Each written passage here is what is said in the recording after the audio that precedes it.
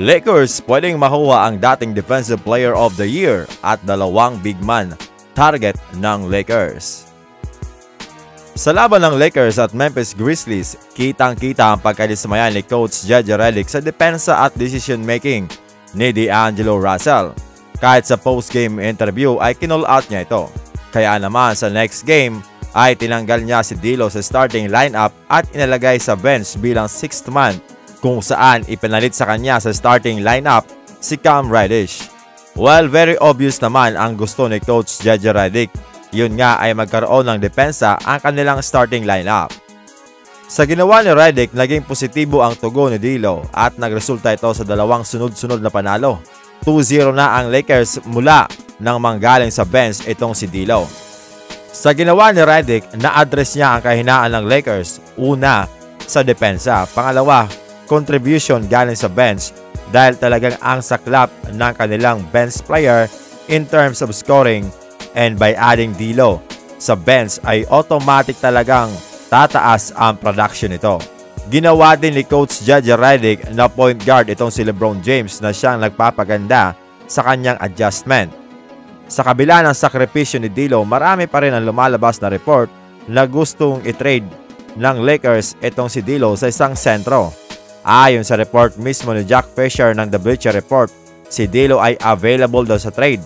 Dagdag pa ni Fisher, ang target ng Lakers ay si Brook Lopez na pwedeng makatulong kay Anthony Davis at pwedeng swak na swak ito na maging floor spacer dahil sa kanyang kakayahang tumira ng tres.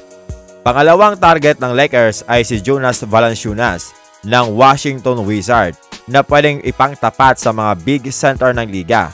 Well, kung mapapansin natin mga amigo, napakanipis na mga sentro ng Lakers at hindi masyadong pinagsasabay ni Coach JJ Redick dahil sa spacing issue.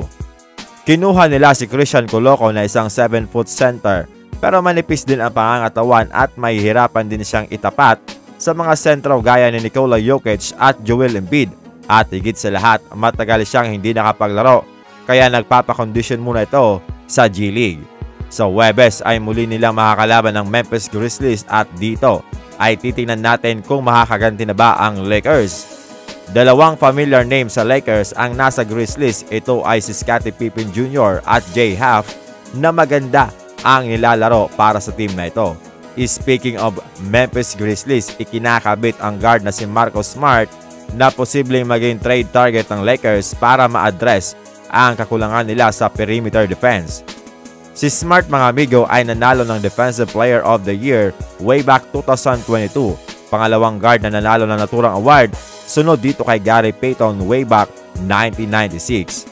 Ayon sa trade package, makukuha ng Lakers si Marcus Smart at Luke Kennard kapalit ni Gabe Vincent, D'Angelo Russell at ang 2029 first round pick.